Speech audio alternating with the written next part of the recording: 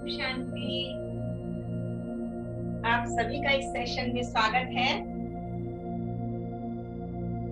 और हम आपके स्वास्थ्य की शुभकामना करते हुए आज फिर एक्सरसाइज करेंगे, क्योंकि योग जो है ये केवल शरीर की नहीं लेकिन मन की साधना भी साथ साथ है। क्योंकि हम जो भी एक्सरसाइज सो कॉल्ड एक्सरसाइज कहेंगे या यौगिक व्यायाम करते हैं तो अपना जो चित्त है उसे वहां केंद्रित करते हैं। सिर्फ चित्त को नहीं, अपने प्राण को भी वहां एकाग्र करते हैं। अर्थात ऑक्सीजनेशन ऑफ द बॉडी जो है वो प्रॉपर वे पे होता है। तो इसलिए जब हम योग आसन कर रहे होते हैं तो हमारा जो चित्त है वो भी धीरे धीरे कंसंट्रेट होने लगता है और एक शांति की अवस्था जो है वो बनने लग जाती है।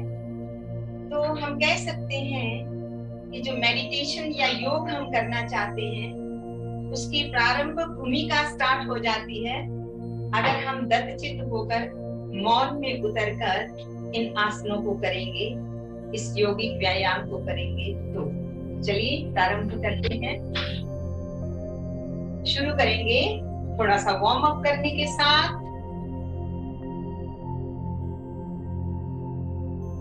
अपने शरीर को सीधा रखेंगे। जब आप कदम ताल कर रहे हैं थोड़ा सा अपने पेट को अंदर की तरफ खींच लेंगे। शरीर को सीधा रखने की कोशिश। दोनों बाजुएं भी हिलाएंगे।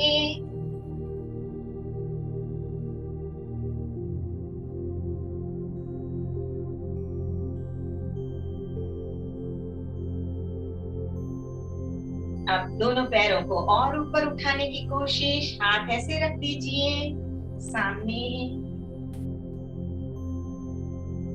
और ऊपर करने की कोशिश। टच करेंगे ऐसे।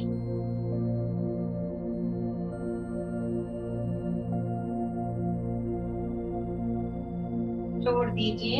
आपने देखा यहाँ सारे में किस तरह से एक्सरसाइज होती है, यहाँ बॉडी के ऊपर उसकी इफेक्ट हो रही है। धीरे धीरे कदम ताल कम करते जाएंगे।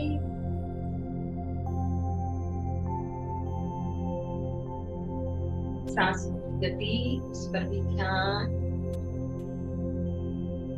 छोड़ दीजिए। अब ताड़ासन करेंगे, स्ट्रेचिंग एक्सरसाइज। दोनों हाथों को साइड से ऊपर ले जाते हुए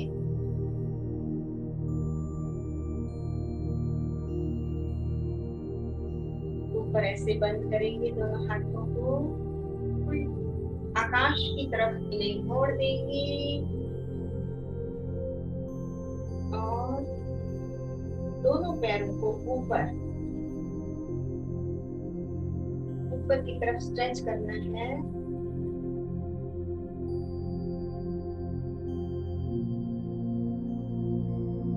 सांस छोड़ते हुए दोनों हाथ नीचे। पुनः करेंगे।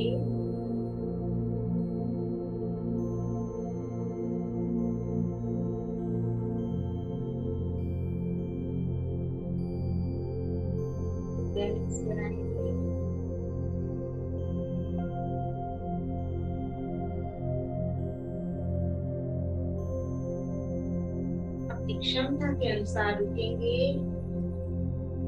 धीरे से डाउन करेंगे।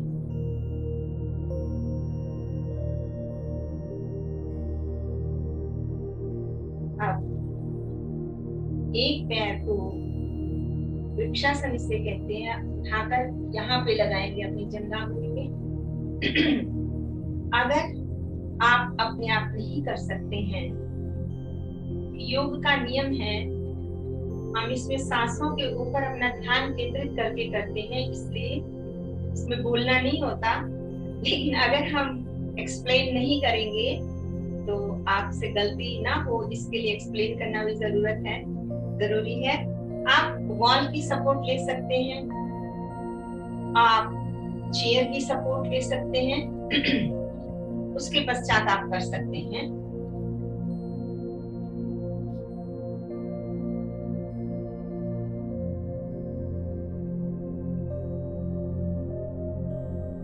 सांस अंदर ले लीजिए,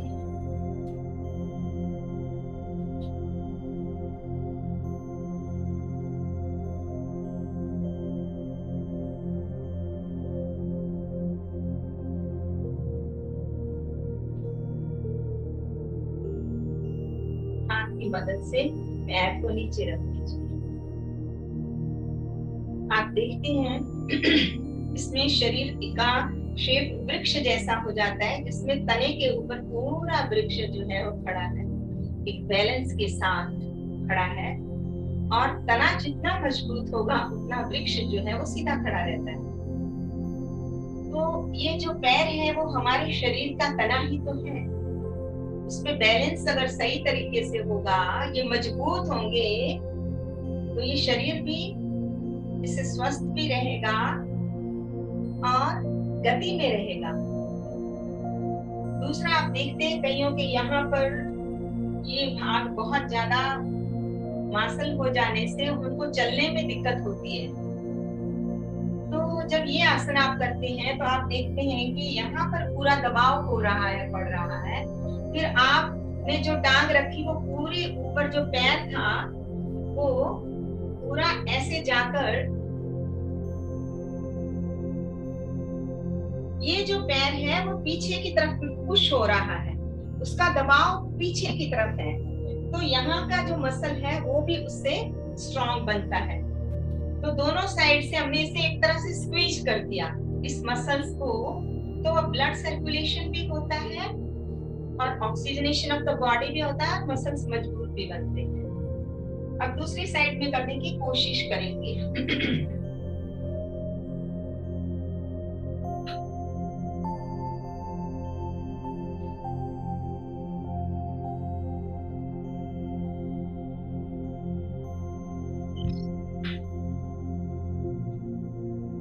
धीरे से छोड़ देंगे। उसके पश्चात आप पैर को साइड में ले जाएंगे, साइड में ले जाइए एक पैर को जितना ले जा सकते हैं।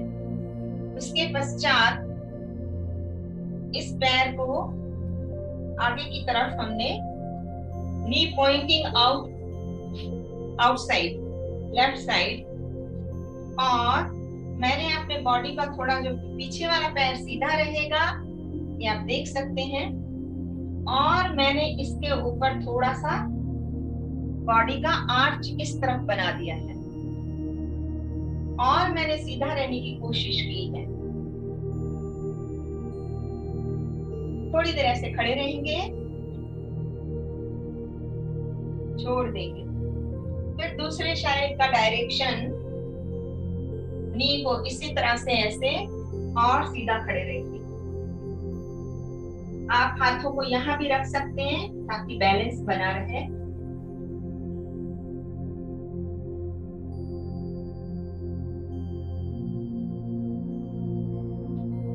सामने आ जाएंगे, दोनों पैरों को खुला कर दीजिए जितना कर सकते हैं उतना। दोनों हाथों को कमर पे रख दीजिए, मुझे लगता है कम ही रखे तो अच्छा है, 1 फीट के लिए रख दीजिए। आप आगे की तरफ झुकेंगे जितना झुक सकते हैं कमर से, एल शेप तक, जो नीचे तक जा सकते हैं नीचे तक।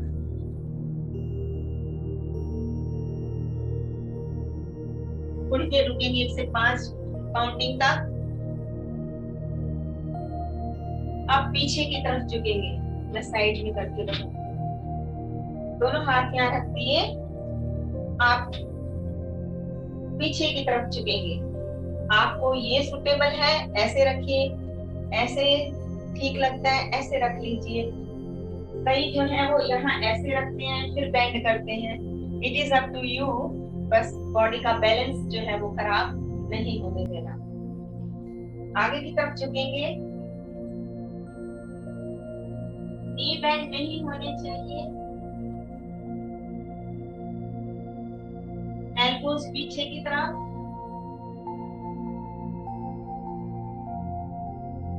पैर सीधे टाइट। आप देख रहे हैं पीछे की पूरी नर्व में खिंचाव है। धीरे से ऊपर की तरफ आएंगे, सांस भरते हुए सांस छोड़ दीजिए, पुनः भरेंगे। अब जितना पीछे की तरफ बैलेंस के साथ झुक सकते हैं झुकने की कोशिश करेंगे।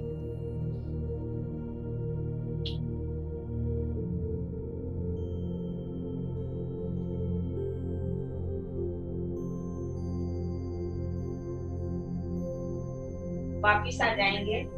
एल्बो को मैंने पीछे की तरफ खींच के ऐसे रखा था, ये ध्यान रखना। गहरी सांस भीतर और छोड़ देंगे, पुनः गहरी सांस भीतर, सांस छोड़ते हुए आगे की तरफ झुकेंगे।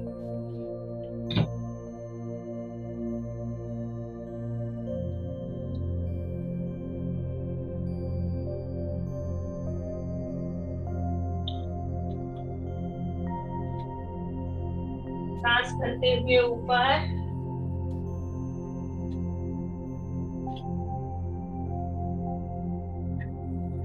सांस छोड़ दीजिए, फिर लीजिए।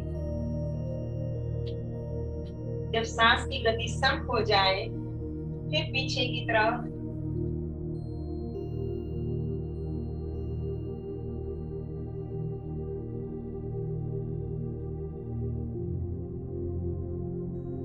वापिस आंखें बंद।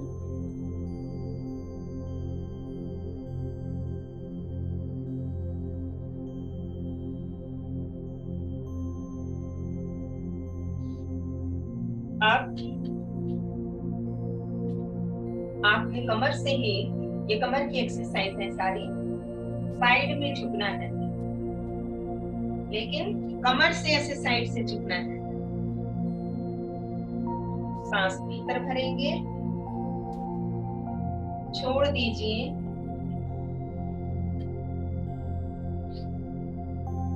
जितना झुक सकते हैं उतना। टांगे सीधी, मुड़नी नहीं चाहिए बस, क्योंकि कमर ही मुड़ेगी, क्योंकि ये कमर की एक्सरसाइज है। आप अपनी एल्बो को पीछे की तरफ देखने की कोशिश करेंगे।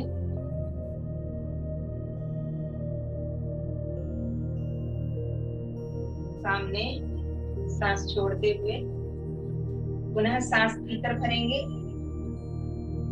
छोड़ते हुए साइड में।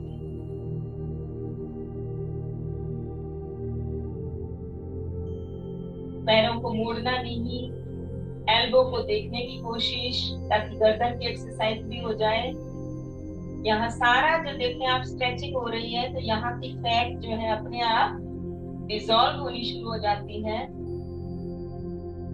आसनों में यही फर्क है कि स्थिरम सुखम आसनम, आपको एक पोज में रहना है, जबकि हम बाकी एक्सरसाइज जो करते हैं उसके अंदर हम क्या करते हैं, बार बार अगर मैंने एक्सरसाइज की तो मैं बार बार ऐसे ऐसे झुकूंगी और वापिस आऊंगी, लेकिन इसमें नहीं होता।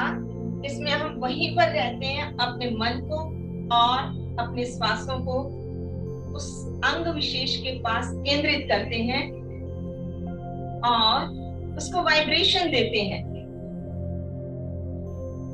अब नेक्स्ट हम हाफ चक्र लगाएंगे, लेफ्ट से शुरू करेंगे, राइट साइड में आके खड़े हो जाएंगे, फिर राइट से जाएंगे, वापिस लेफ्ट साइड में जाके खड़े हो जाएंगे और फिर सामने आ जाएंगे। बस समय सीमा समाप्त हो रही है, ये अंतिम करेंगे। हम चाहे 4 ही क्रियाएं कर पाए, लेकिन इट शुड बी एक्यूरेट। ताकि आपको उसका पूरा बेनिफिट मिल जाए।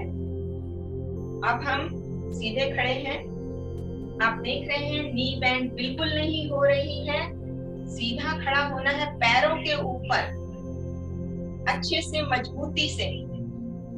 धीरे से टर्न लिया मैंने, मैं झुकी और यहाँ से समझ लो ये जो पैर की अंगूठा है वहां से मुझे इतना, मैं इस कोने तक झुकी हूँ और झुकने के पश्चात मैं नीचे जाते हुए जैसे दूसरे अंगूठे तक वापस आई और यहाँ से पंजे को देखते हुए मैं ऊपर की तरफ आकर यहाँ रुक गई।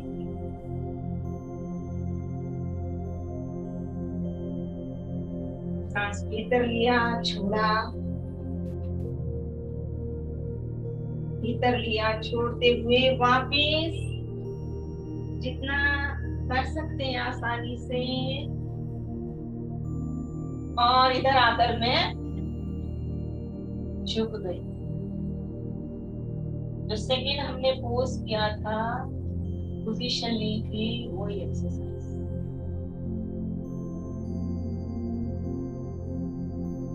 पुनः सांस लिया, छोड़ा, सांस ले छोड़ते हुए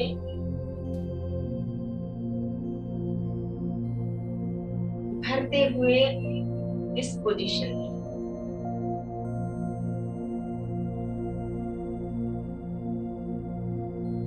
वापिस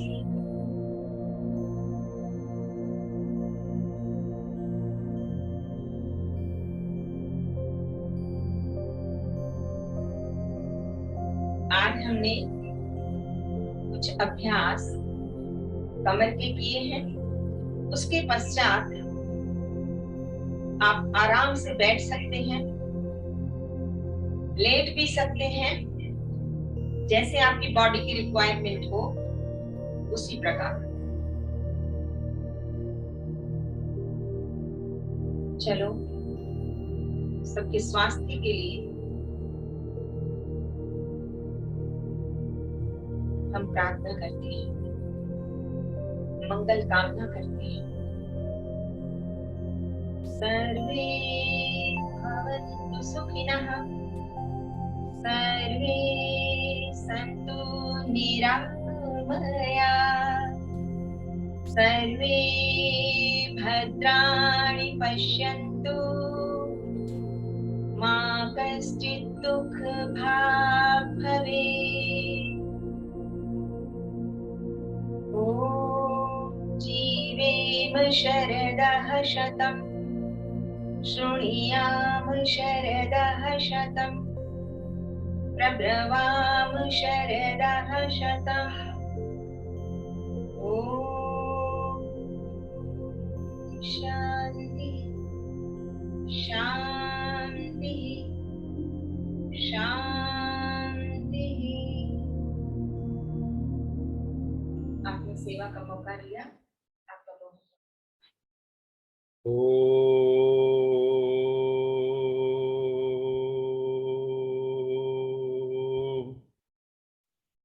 शांति।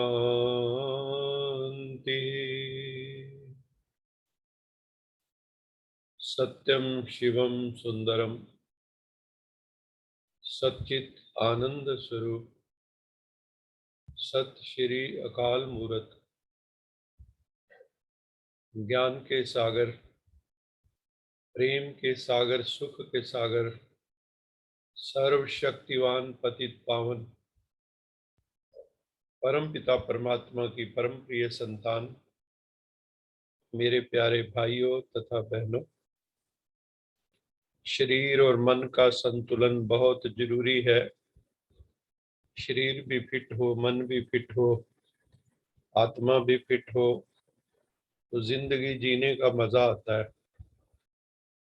शरीर में रोग हो, शरीर में समस्याएं हो, प्रॉब्लम हो, डिजीजेज हो, डिसऑर्डर्स हो, तो मन को अगर हम मेडिटेशन में भी लगाना चाहें तो मन वहां से हट के शरीर के उसी भाग में जाता है जहां प्रॉब्लम होती है।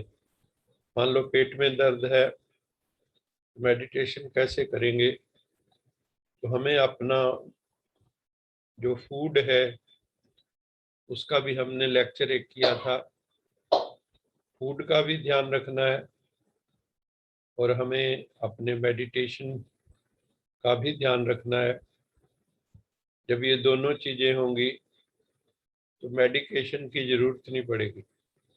नहीं तो लोग आजकल कहते हैं कि मेडिटेशन और मेडिकेशन कंबाइन करो तो भी रिजल्ट निकलते हैं, लेकिन आजकल नेचुरोपैथी, आयुर्वेदिक, मेडिटेशन सारे मिल जाते हैं। जब होम्योपैथी भी इसमें अच्छा रोल अदा कर सकती है, क्योंकि कई लोग होम्योपैथी को स्पिरिचुअल पैथी कहते हैं, क्योंकि ये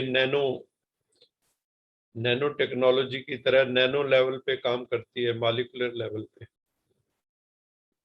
और इसके रिजल्ट्स भी बहुत अच्छे आते हैं। लेकिन कोशिश ये होनी चाहिए हमें किसी भी दवा की जरूरत ना हो। बरेली में हमारे साथ जो हृदय नारायण योगी जी, जिनका हम जिक्र बार बार करते हैं, जिनके साथ हम 3 साल तक एक नेचुरोपैथी सेंटर में बरेली में नकटिया जगह है वहां रहे हम। उन्होंने जिंदगी में कभी दवाई नहीं खाई, उनके शिष्यों की भी सबकी दवाइयां छूट गई थी। तो भी एक बॉडी का भी विधान था कि क्या खाना है क्या नहीं खाना है, उसका भी विधान था। और व्यायाम वगैरह का भी विधान था, योगासन, नेचुरोपैथी, क्योंकि सेंटर ही नेचुरोपैथी का था। तो ये सारी चीजें कंबाइन हो गई। इंडियन ये जो सिस्टम है ये टाइम टेस्टेड सिस्टम है, लेकिन हम लोग धीरे धीरे हम उससे दूर हो गए और उतना ही हम स्वास्थ्य से भी दूर हो गए। अभी हमें फिर वापस लौटना है, अपने शारीरिक स्वास्थ्य को भी कैसे ठीक रखें समझना है, अपने मानसिक बौद्धिक स्वास्थ्य को भी कैसे ठीक रखना है वो समझना है। सारा खेल समझ का है। बाबा भी मुरली में हमें कई बार कहते हैं, बड़ा अच्छा सेंटेंस लगता है मुझे, बच्चे मैं तुम्हें बेसमझ से समझदार बनाने आया हूँ। क्योंकि अगर समझ है किसी भी चीज की तो फिर आदमी धीरे धीरे, कोई बुरी आदत भी है और समझ आ जाए तो वो छूट जाती है। कुछ समय के बाद युद्ध तो करना पड़ता है।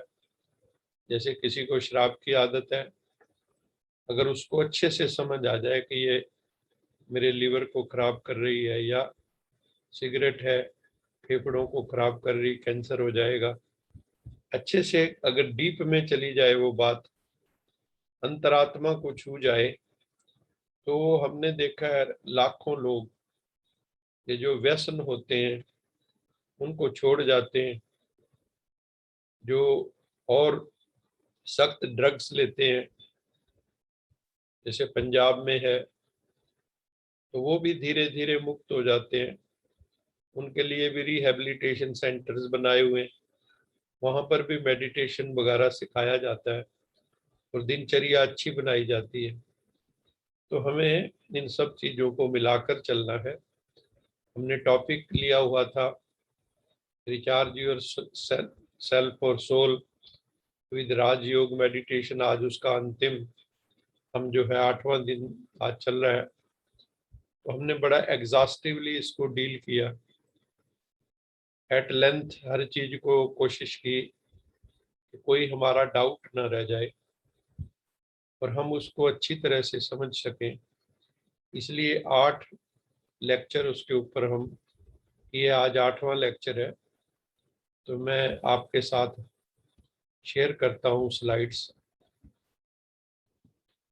आज का जो हमारा मेन मकसद रहेगा वो मकसद है कि जो मेडिटेशन करता है योगी, वो connects with the supreme consciousness.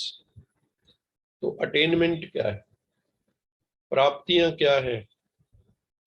क्योंकि इंसान की जो भाषा है वो क्या भाषा है, आप उससे कुछ भी कहो तो उसकी भाषा लाभ हानि की भाषा है।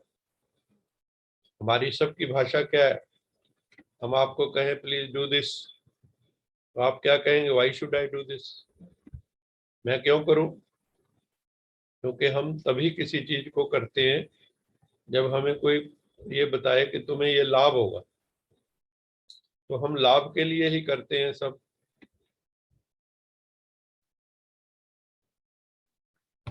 तो लाभ तभी होगा जब हम मेडिटेशन का अभ्यास करेंगे। तो क्योंकि God is power house, almighty authority, तो उसको अगर हम कनेक्ट करेंगे तो हमें क्या मिलेगा? We will become a powerful soul. सर्वशक्तिवान परमपिता परमात्मा को अगर हम याद करेंगे तो हम क्या बन जाएंगे? We will become a powerful strong personality. जो बड़े बड़े महापुरुष परमात्मा का ध्यान करते हैं तो वो क्या बन जाते हैं? महात्मा लोग, धर्मात्मा लोग, महापुरुष, अवतारी पुरुष। उनमें खूब पावर्स होती है। इसी तरह अगर हम परमात्मा को रोज याद करेंगे, जैसे इस चित्र में दिखाया कि वो परमात्मा को योगी याद कर रहा है, तो दोनों के बीच में कनेक्शन हो जाता है। परमात्मा, हम अपने भावों से परमात्मा से कनेक्ट करते हैं और फिर वहां से एनर्जी चलती है। ये एनर्जी के थ्रू ही कनेक्शन है। This is spiritual energy. Spiritual energy परमात्मा की बिल्कुल प्योर एनर्जी है। जब हम, हमारी तो मिक्स है, हमारे में इम्प्योरिटीज है, मन में बहुत इम्प्योरिटीज हैं, हम माने चाहे ना माने, क्योंकि हमारे भीतर विकार हैं, काम क्रोध लोभ मोहंकार ईर्ष्या द्वेष आलस भय, कई तरह के विकार हैं। प्रमाद, आज के काम को कल पर टालते रहना, कई तरह की बातें हैं हमारे भीतर। उनको दूर करने का तरीका क्या है कि हम मेडिटेशन का अभ्यास करके परमपिता परमात्मा से योग लगा करके परमात्मा से परमात्मिक शक्तियां, डिवाइन पावर्स को अपने भीतर आत्मसात करें। आत्मा में वो शक्तियां आनी शुरू हो जाती हैं। तो वो हम देख रहे हैं, वो शक्तियां हमारे भीतर कैसे आएंगी। आपने देखा होगा नवरात्र में शिव शक्तियों को दिखाते हैं, अष्ट शक्तियां, देवियों को दिखाते हैं अष्टभुजाधारी। तो ये अष्टभुजाधारी कोई ऐसा नहीं कि कोई ऐसा व्यक्ति पैदा होता है किसी के घर में, कोई ऐसी लड़की पैदा होती है कि जिसकी 8 भुजाएं होती हैं और हर एक में अलंकार होते हैं। ये सारे किसी न किसी, ये अलंकारों का सूचक है। ये कोई रियलिटी नहीं होती कि ऐसे बाजुएं होती हैं 8-8 भुजाएं, वो तो म्यूटेंट वैरायटी हो जाएगी। तो ऐसा नहीं है, ना ऐसा हम लोगों ने कभी किसी ने देखा है, ना वैज्ञानिकों ने देखा है। कभी कभी 5 उंगली की 6 उंगली हो जाती है, और कोई बच्चे जुड़े हुए हो सकते हैं, सियामीज ट्विंस। ऐसी कुछ चीजें होती हैं, लेकिन ऐसा नहीं होता कि जो देवियां हैं उनकी अष्टभुजा कभी 2 भुजा में होती है तो कभी एकदम अष्टभुजाधारी। ये प्रतीक होता है शक्ति दिखाने का।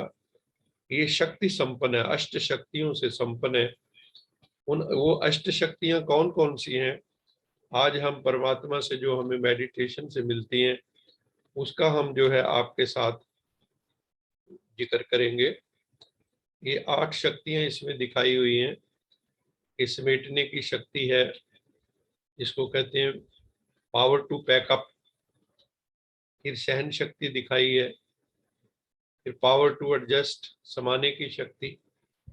फिर power to discriminate, discrimination power, जैसे जौहरी सोने को अथवा हीरे को देख लेता है, परख लेता है, परखने की शक्ति।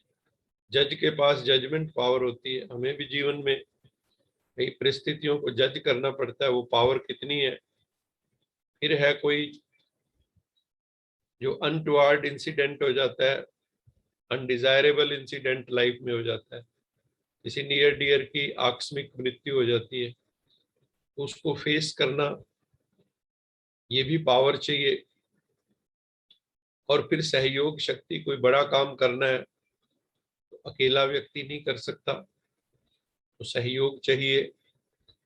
इसी तरह से हमें जो है विस्तार को संकीर्ण करने की शक्ति चाहिए, जिसको हम पावर टू विड्रा भी कह सकते हैं, power to precise, being precise और प्रिसीजन, एक्यूरेसी लाना। जितने जितनी हम सूक्ष्म होते जाते हैं उतनी उतनी एक्यूरेसी, प्रिसीजन बढ़ाना होता है।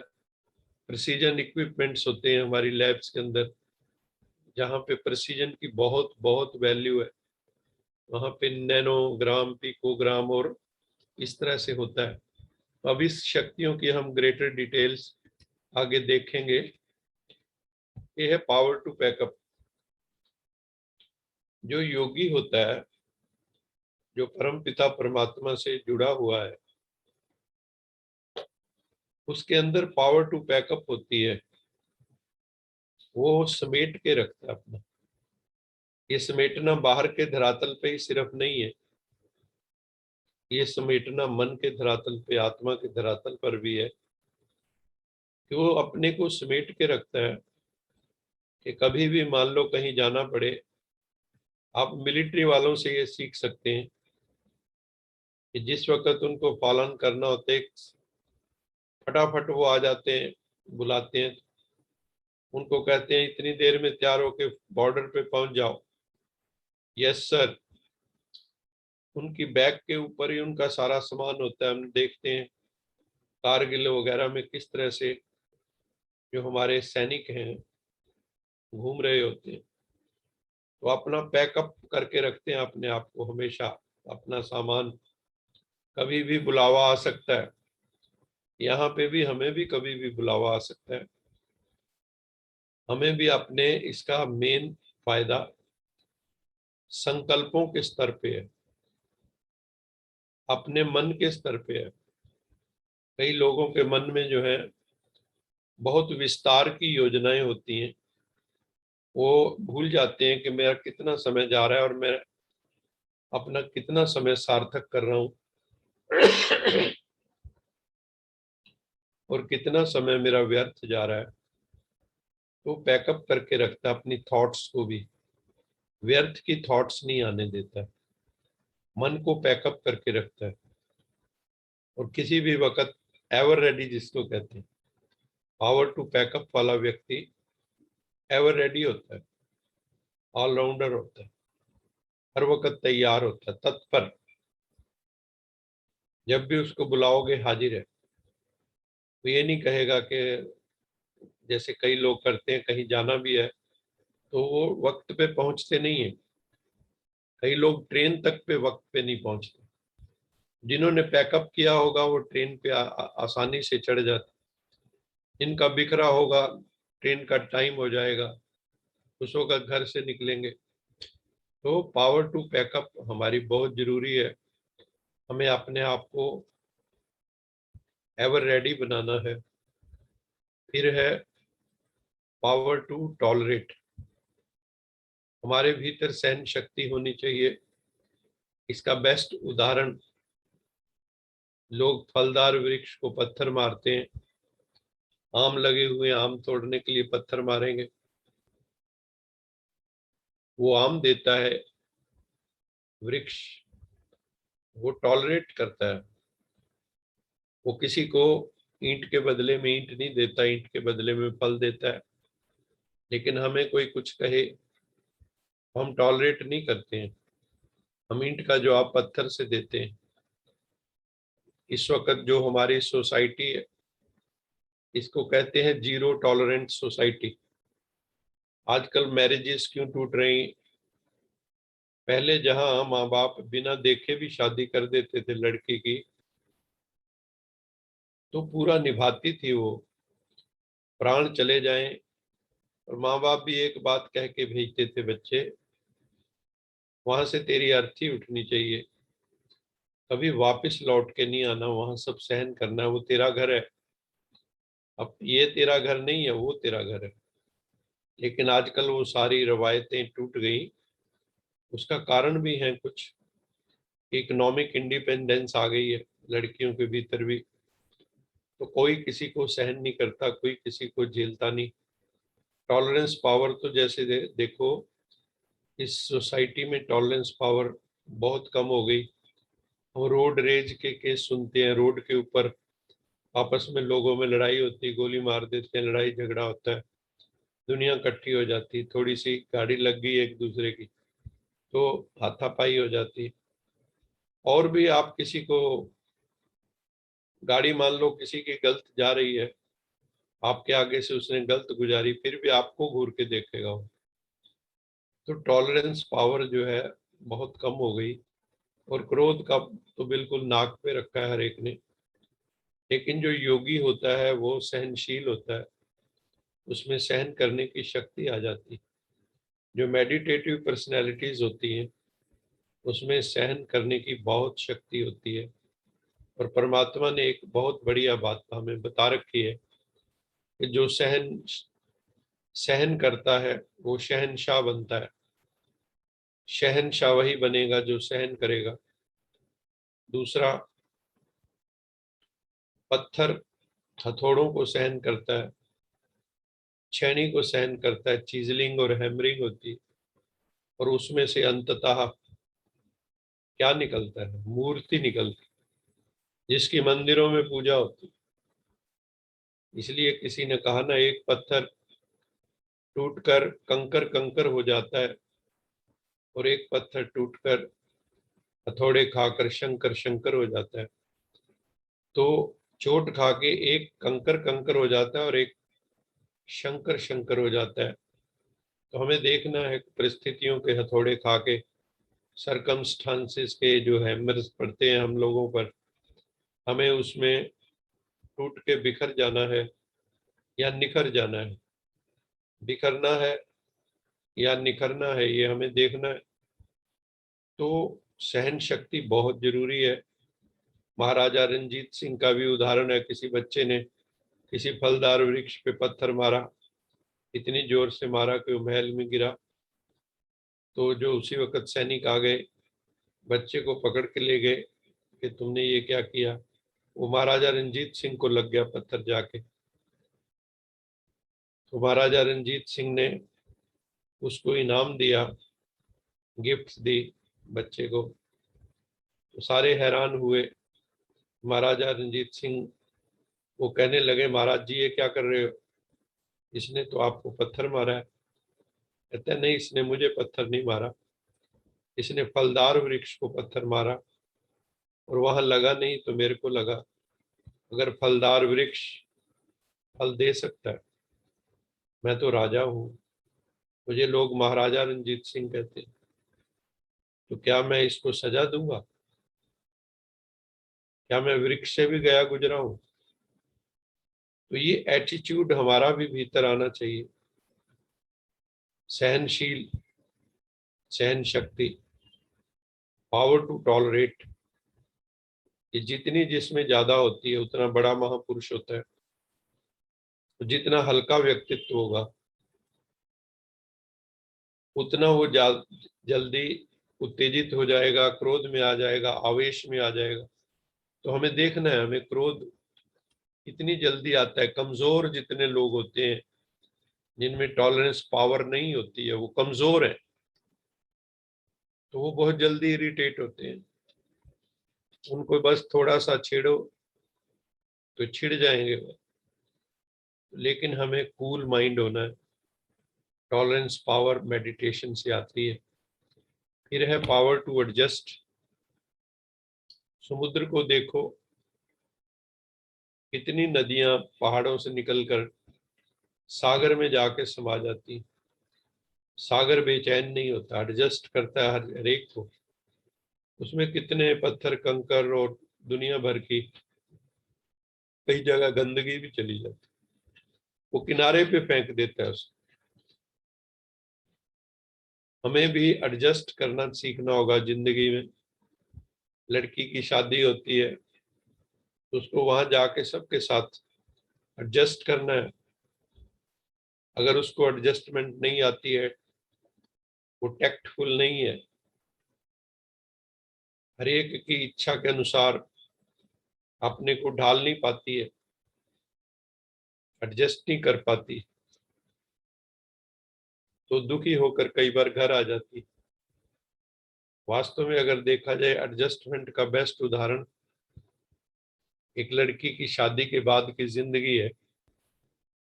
लड़का तो अपने घर में ही है, उसको तो जैसे हैं उसके माँ बाप भी वैसे ही हैं, जैसे पहले करते थे अब भी करते रहेंगे। लेकिन एक लड़की एक नई सेटअप में आती है, उस सेटअप में आके अपने को एडजस्ट करना, और वहां एक चेहरा नहीं है, एक है नहीं पति पति को सेटिस्फाई करना है, उसकी इच्छाओं पे अपेक्षाओं पे खरा उतरना है।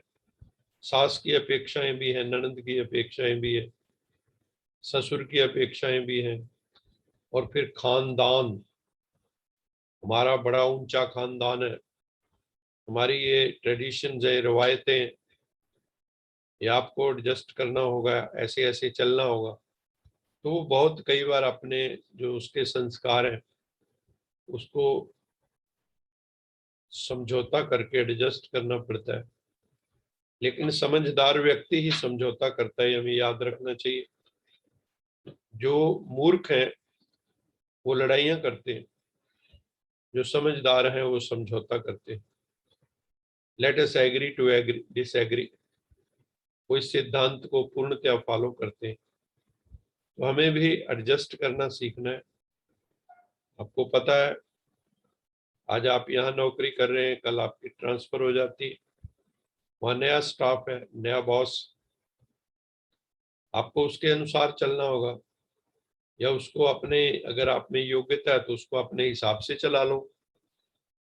तो ये हमें सीखना होगा। एडजस्टमेंट पावर इज बहुत बड़ी शक्ति है ये। लेकिन आप मेडिटेटिव जब हो जाते हैं and your soul becomes powerful, ये सारी पावर्स ऑटोमेटिक आने लगती हैं। ये एक बड़ी मजेदार बात है, मजेदार बात। एडजस्टमेंट अपने आप आपको, आपका अंतर का जो ट्यूटर है, इन ट्यूशन, भीतर की ट्यूशन, भीतर का जो ट्यूटर है अंतरात्मा, वो आपको गाइड करने लगता है। Do the like under this circumstances, perform like this, ये करो ये करो। मेडिटेशन में सुबह बैठो, गाइडेंस मिल जाएगी गॉड से। गॉड से बड़ा गाइड कौन होगा? शिव बाबा से बड़ा गाइड कौन होगा? शिव बाबा हमें गाइड कर देते। तो एडजस्टमेंट भी हमें सीखनी होगी, और मेडिटेशन से ये सारी पावर्स ऑटोमेटिकली आ जाती। इसलिए जो देवियां दिखाई, शिव शक्तियां, इनके अंदर ये सारी पावर्स होती हैं, इसलिए अष्ट शक्तियां अष्ट भुजाओं से दिखाई गई। फिर है पावर टू डिस्क्रिमिनेट। इसके लिए बेस्ट एग्जांपल ज्वेलर का ही है कि आप ज्वेलर के पास जाते हैं, उसके पास कसौटी है, टच स्टोन है, उस पे अपना सोने को रगड़ता है, कहता है आपका सोना 18 कैरेट का है, 22 का है, आपका सोना और कम है। और फिर आंख की परख है उनको। आजकल तो स्पेसिफिक टेस्ट्स भी हैं। नग जो होते हैं, डायमंड्स जो होते हैं, जेम स्टोन जो होते हैं, रूबी हो गया, कोरल हो गई, एमरल्ड हो गया जिसको पन्ना बोलते हैं, एमिथिस्ट, इन सब नगों को मैं तो जानता हूँ। लेकिन इनकी परख होनी जरूरी है, क्योंकि आजकल फिक्टिशियस आर्टिफिशियल भी बहुत है मार्केट में। तो अगर आपको परख नहीं है तो आप धोखा खा जाएंगे।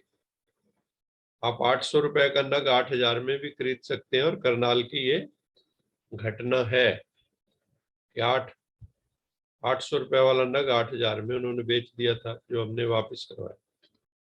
तो जब डिस्क्रिमिनेशन पावर नहीं है, डिसर्नमेंट पावर नहीं, तो हम जिंदगी में गलत चुनाव कर लेते।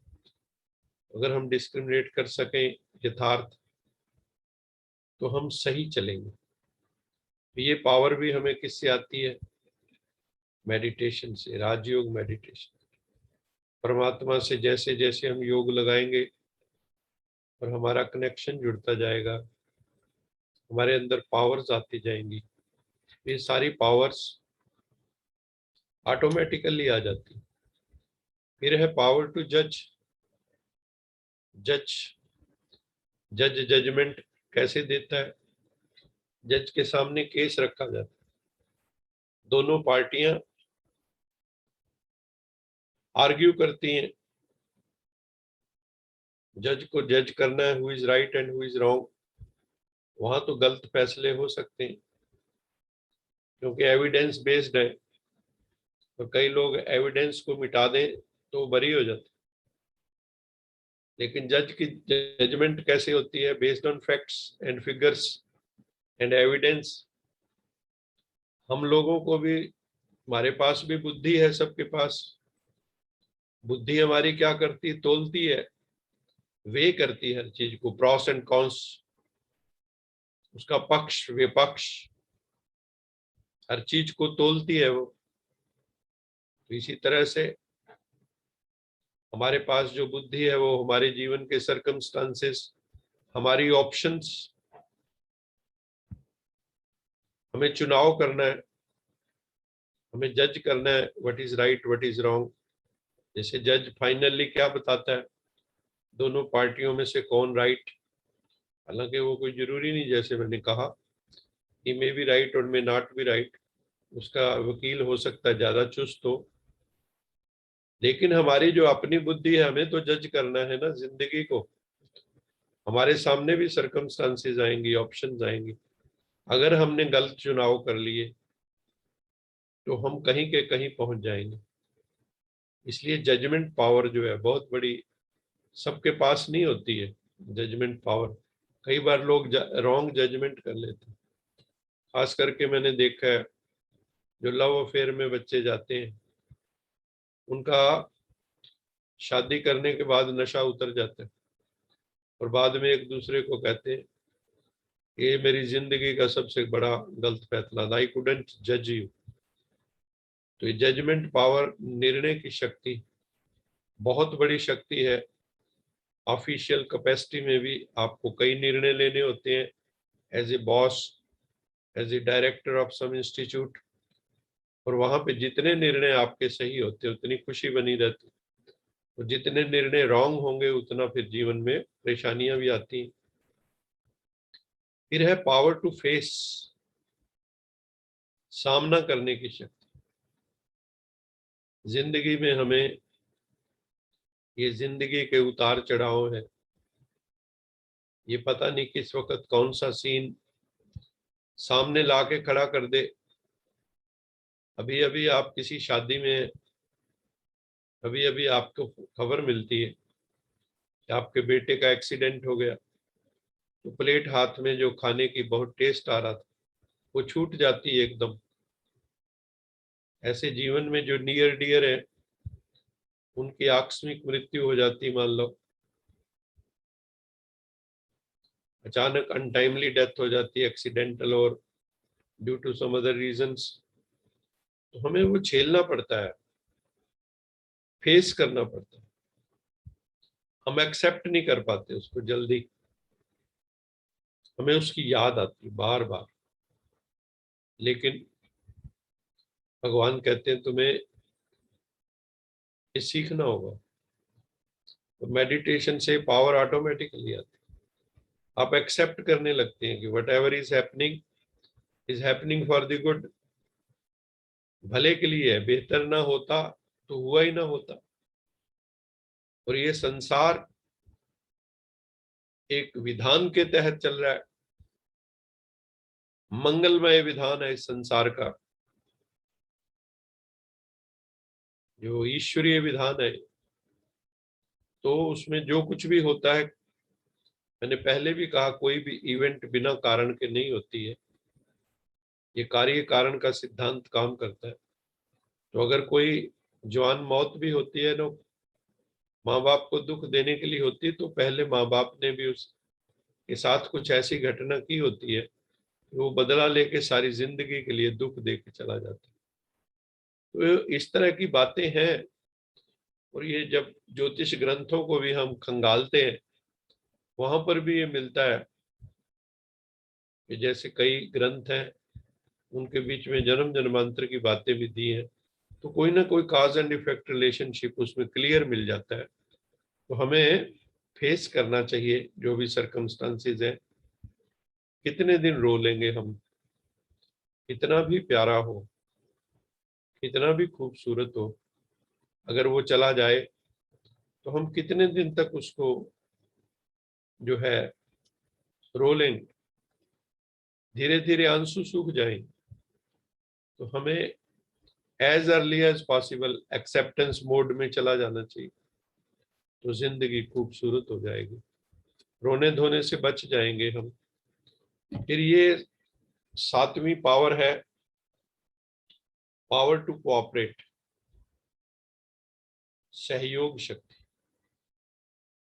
बाबा कहते हैं मुरली में, बच्चे योगी सहयोगी होता है, तो हमें भी सहयोगी बनना है। कोई अच्छा काम हो रहा है तो उसमें अपने सहयोग की अंगुली देनी है। कहते हैं ना, हमने भी अंगुली दी, इसमें सहयोग दिया, सहयोग की अंगुली।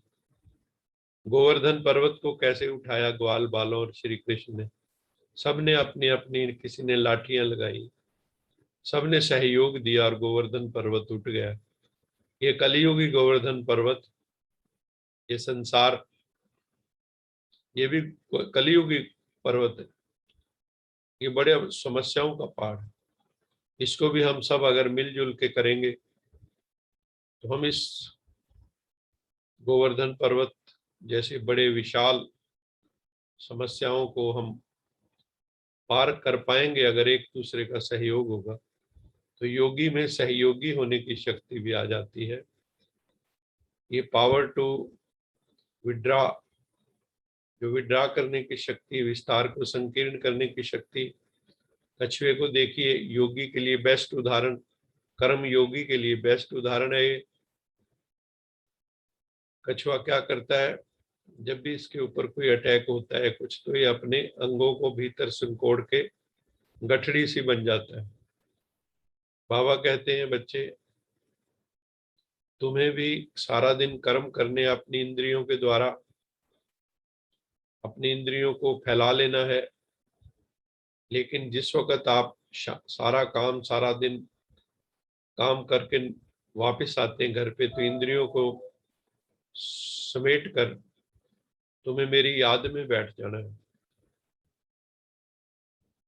कर्म के समय कर्म किया इंद्रियों से, कर्म इंद्रियों से, फिर कर्म इंद्रियों को और सूक्ष्म मन बुद्धि को भी समेट लेना है और मेरी याद में बैठ जाना है, विड्रा कर लेना है। इस दुनिया से विड्रा कर लो अपनी चेतना को।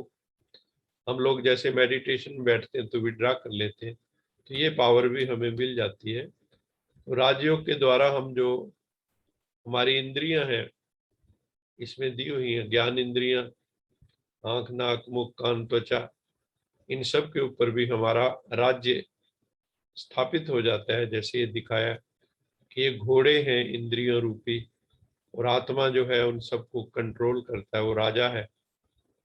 उसकी लगाम जो है सब घोड़ों की आत्मा के हाथ में है। तो हमें ऐसा, अभी हम मुरली मंथन आज की 4-5 मिनट में कर लेंगे। आज की मुरली में बाबा ने कहा, मीठे बच्चे रोज अपने आप से एक प्रश्न पूछो कि मैं आत्मा कितना शुद्ध बना हूँ।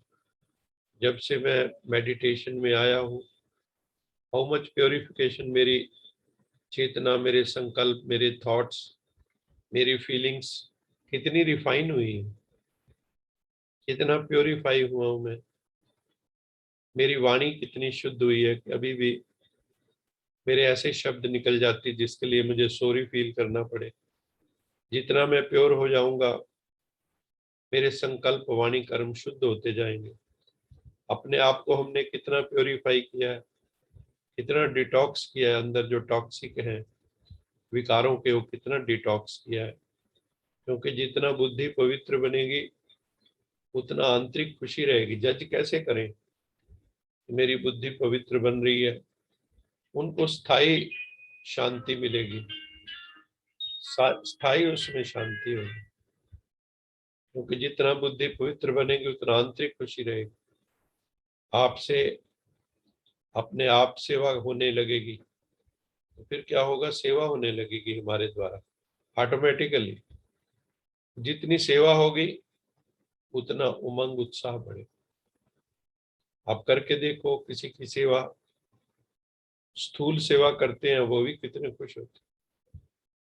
आप निर्मल धाम जाइए, वृद्धाश्रम में, वहां वृद्धों से मिलिए जिनके बच्चे उनको वहां छोड़ गए, उनको प्यार का टच दीजिए, उनको गले लगाइए, उनको 150 भी आप दे देंगे हाथ में, they will feel very happy.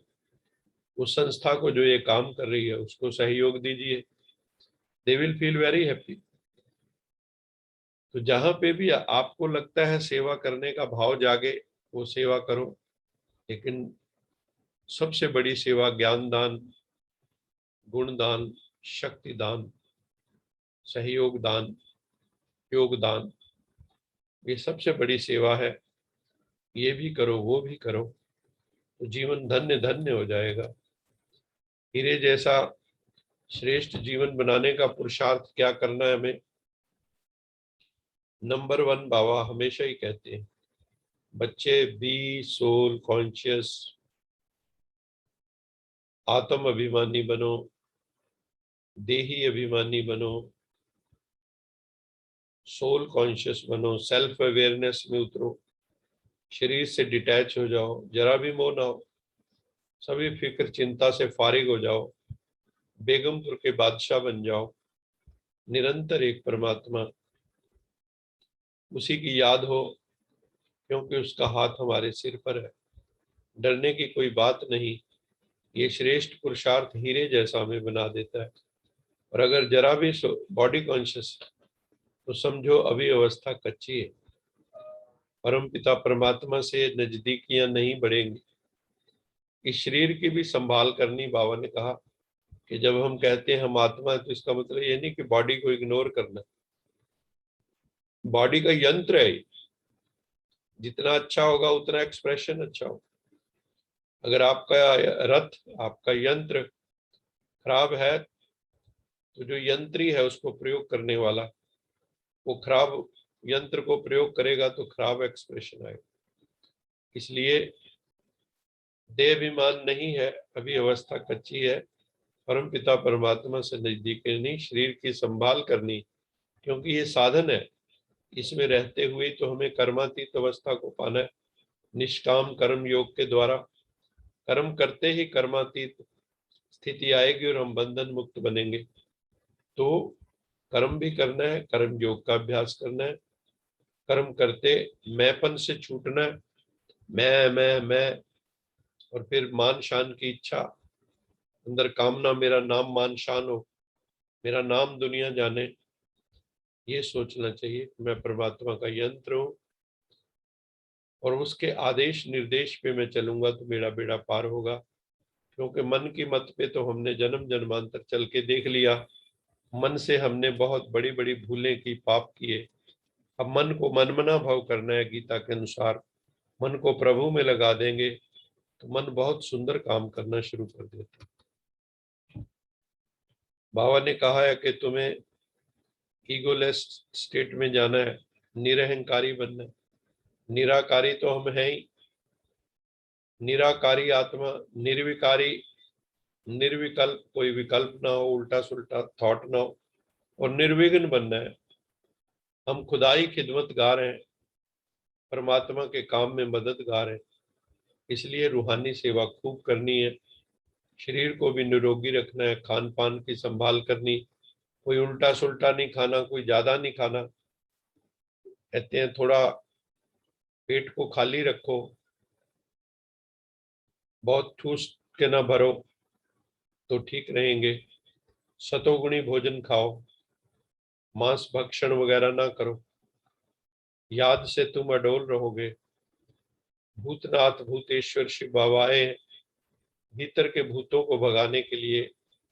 काम करो लोम ओंकार जो है भूत है हमारे भीतर। क्रोध कभी नहीं करना। बाबा ने कहा बहुत बहुत स्वीट बनना है, मीठा बनना है।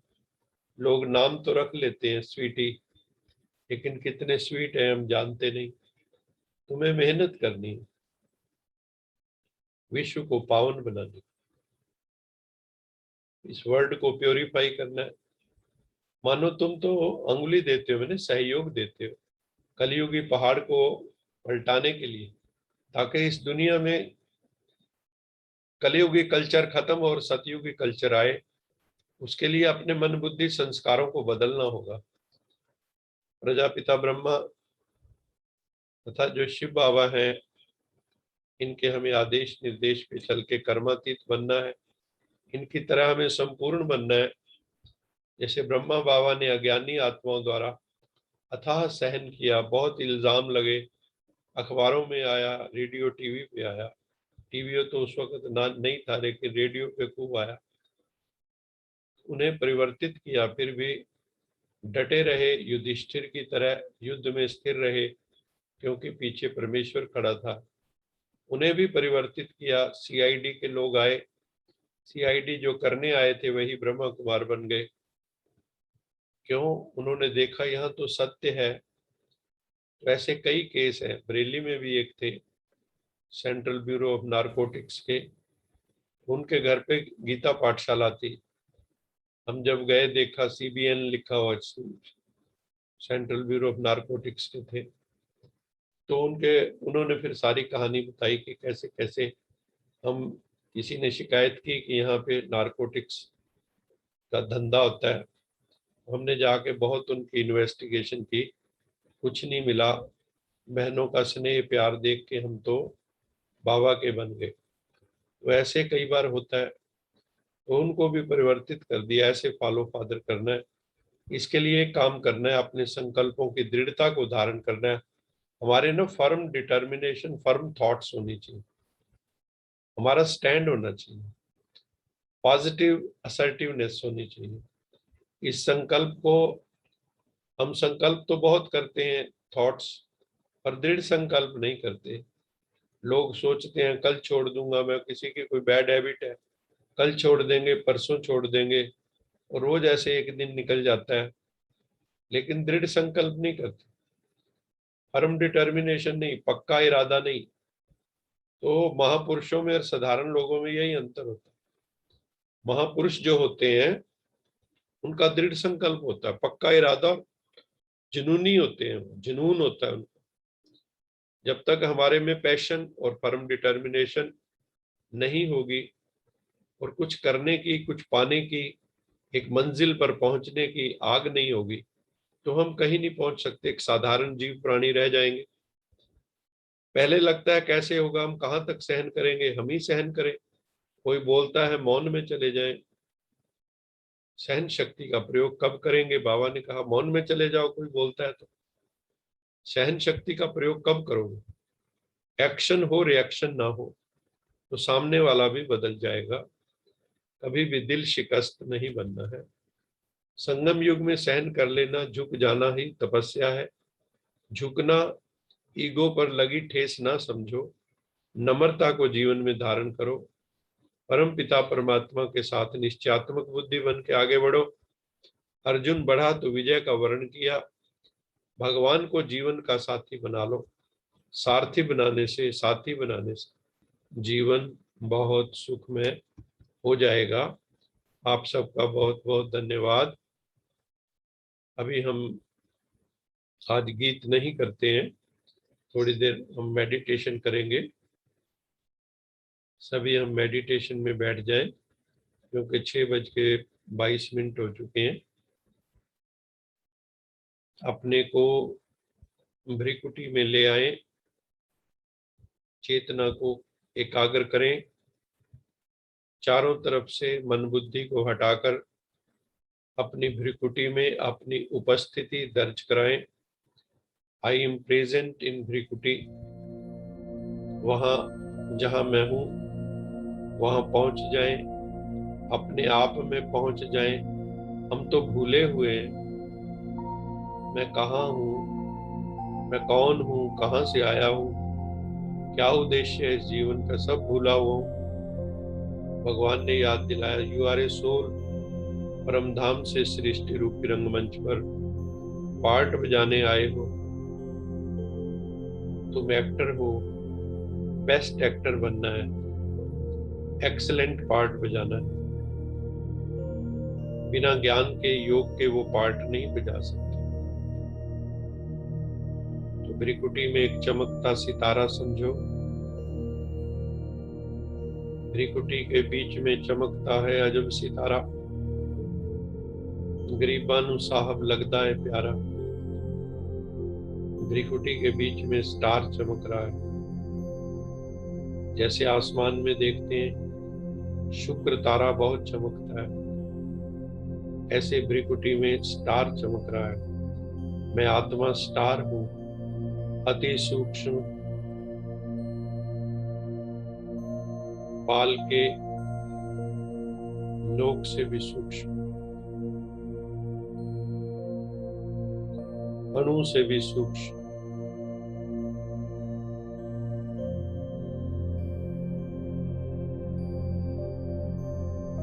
लेकिन मैं बिंदु हूं, शक्तियों का सिंधु हूं।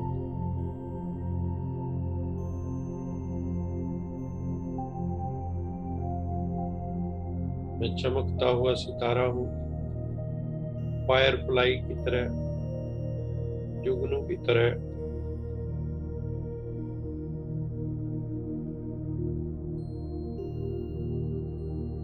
मैं शांत स्वरूप आत्मा हूं। अपने को रिलैक्स कर लें, शरीर में कहीं तनाव ना हो, बल्कि ऐसा समझो ये शरीर भी रोशनी का बना हुआ है। इस शरीर को रोशन कर लो, लाइट ही लाइट, लाइट ही लाइट।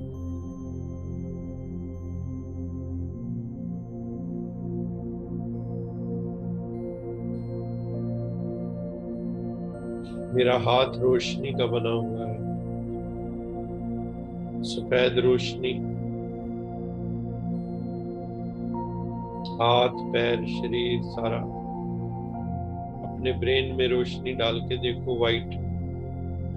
अपने हृदय में रोशनी डाल के देखो, वाइट।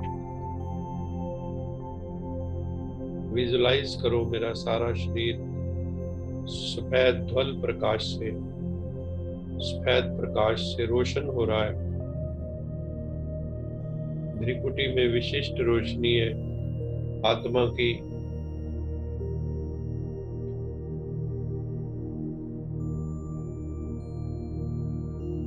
मन में 5 बार रिपीट करो, मैं शांत स्वरूप आत्मा हूं। I am a peaceful soul.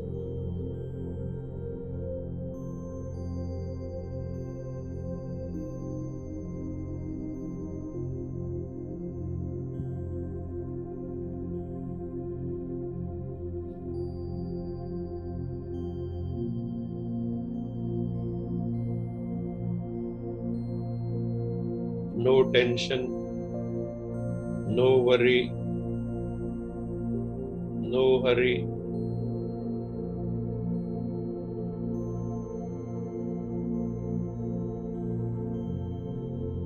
शांत। Mind performs best when it is at rest. शांत स्वरूप आत्मा। लंबे गहरे सांस लो, श्वास भीतर भरो तो ओम साथ चले, श्वास छोड़ो तो शांति साथ चले। 11 बार ऐसे करो।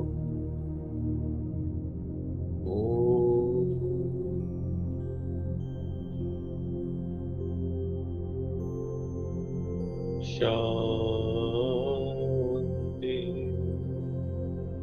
श्वास के साथ ओम और शांति चले, ताकि हमारे रोम रोम में, श्वास श्वास में ओम शांति का मंत्र चला जाए, जो सदियों से हमारे हर मंत्र के पीछे है। ओम शांति ही शांति ही शांति ही।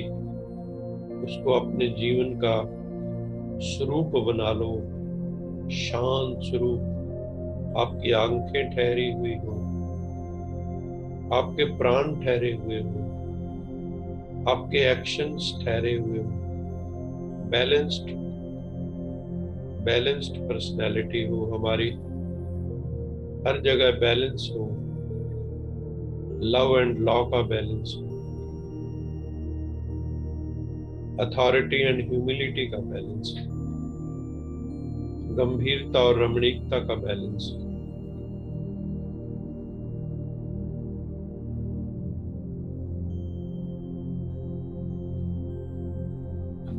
विवेक और भावना का बैलेंस हो,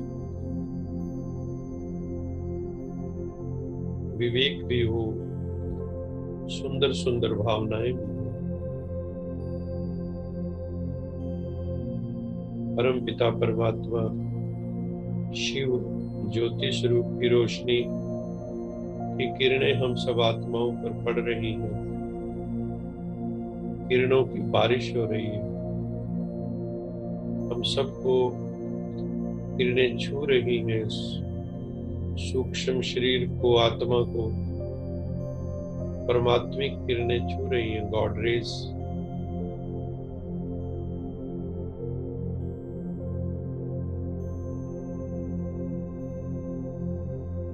मेरे मस्तक को छू रही है, भ्रिकुटी को छू रही है।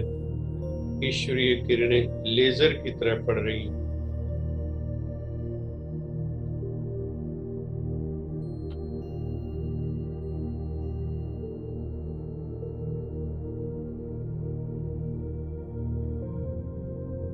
जो भी सोल में वाइसेस है, लेजर के द्वारा उनका ऑपरेशन हो रहा है, लेजर रेज के द्वारा, उनमें आत्मा डिटॉक्सिफाई हो रही, डिजीज फ्री हो रही, वॉइसलेस हो रही, वर्चुअस बन रही, अपने स्वरूप में जागृत हो रही। परम पिता परमात्मा की रोशनी, परम पिता परमात्मा की शक्ति, ज्ञान, पवित्रता, प्रेम हम सब आत्माओं पर बरस रहा है। हमें अष्ट शक्तियों की प्राप्ति हो रही है। मैं आत्मा सहनशील बनती जा रही हूँ। मेरी परखने की, निर्णय करने की शक्ति बढ़ रही है। मैं हर शुभ कार्य में सहयोगी बनूंगी।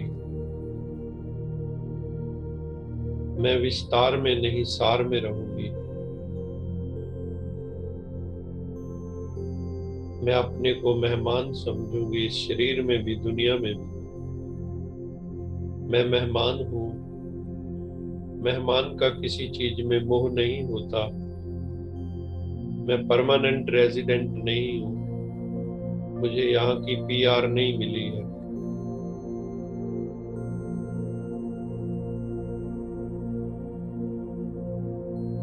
मैं गेस्ट की तरह रह रहा हूँ।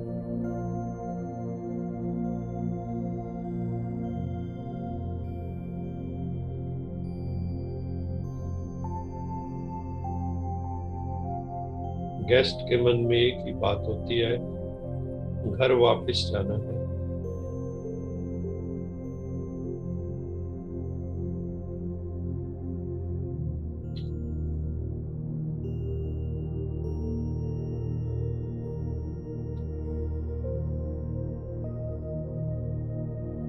मैं प्रेम स्वरूप आत्मा हूँ। मेरे हृदय में सारी मानवता के लिए, प्राणी जगत, वनस्पति जगत, जड़ जगत के लिए मेरे हृदय में प्रेम है। सबको प्रेम की किरणें फैलाओ, सबको सुख दो, सबको रिस्पेक्ट दो, एप्रिसिएशन दो। एप्रिसिएशन से आत्माएं बदल जाती हैं। क्रिटिसिज्म से कोई बदलता नहीं है। परमात्मा से अष्ट शक्तियों की प्राप्ति करो। शिव बाबा हमें बहुत शक्ति देता है, बहुत करंट देता है। योग में करंट लगता है तो भीतर परिवर्तन शुरू हो जाते हैं। Intrinsic changes, internal changes, self reformation, self transformation शुरू हो जाती है। यहाँ हम बदलने के लिए आए, अपने मौलिक स्वरूप में लौटने के लिए आए। प्रभु आपकी बहुत बहुत कृपा है। शिव बाबा हम सब आपके बहुत बहुत धन्यवादी हैं कि आपकी करुणा बहुत अधिक है हम सब आत्माओं पर। आप हमें गाइड कर रहे हो, आप हमें ज्ञान दे रहे हो, योग सिखा रहे हो। आपका बहुत बहुत धन्यवाद। शुक्राना शुक्राना शुक्राना। मुझे बहुत शांति का अनुभव हो रहा है।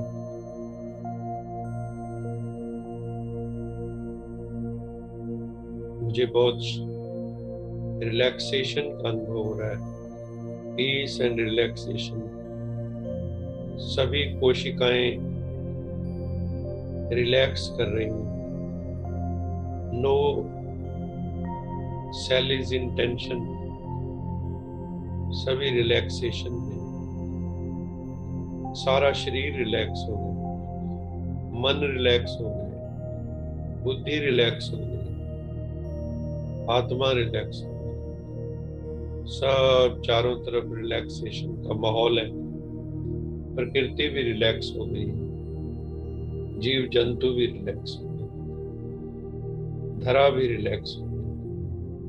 सबको हीलिंग टच दो, खुद को भी हीलिंग टच दो, गॉडली टच दो। जिसको भी हीलिंग टच दोगे वो स्वस्थ हो जाएगा।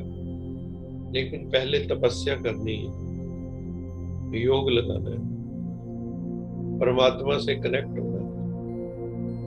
कनेक्शन लगने में कई बार टाइम लग जाता है, तो कईयों का कनेक्शन लूज लगता है, स्पार्क होता है। कईयों का कनेक्शन लगता नहीं, डिस्टरबेंस होती है।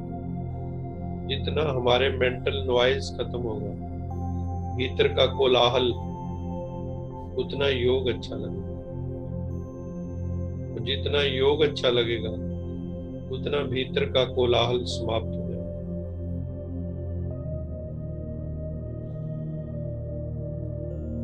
अभी हम सब 1 मिनट इसी अवस्था में बैठकर धीरे धीरे आंखें खोलेंगे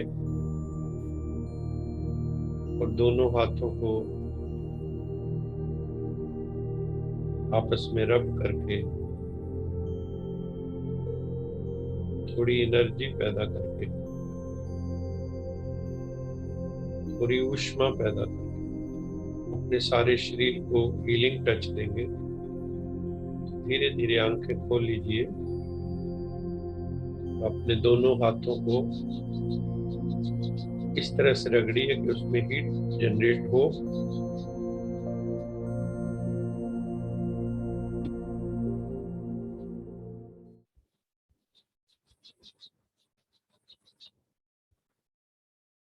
अपने चेहरे पे, अपनी आंखों पे थोड़ी देर रखो।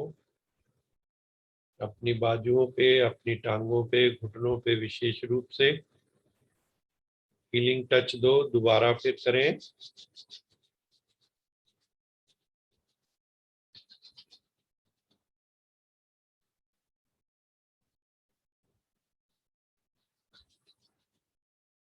अभी सब मिलके करेंगे। दोनों हाथ जोड़ लें। लोका समस्ता सुखिनो भवन्तु। लंबा सांस लें। लोका समस्ता सुखिनो भवन्तु। लोका समस्ता सुखिनो भवन्तु। लोका समस्ता सुखिनो भवन्तु। ओम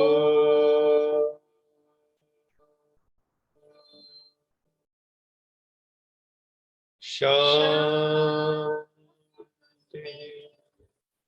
शांति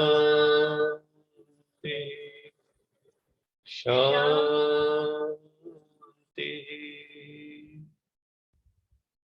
आप सब भाई बहनों का बहुत बहुत धन्यवाद, साधुवाद।